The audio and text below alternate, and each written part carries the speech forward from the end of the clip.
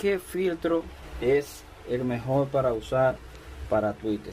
Si el de 2.0, que es este que está acá, mírenlo ahí, o el de 1.5 a 250 voltios. Vamos a hacer la prueba a ver con cuál de los dos suena mejor el Twitter.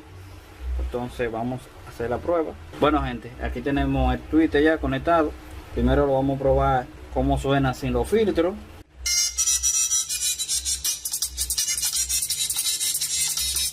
Entonces vamos a probar con el de 2. Vamos a probar con este a ver qué tal suena.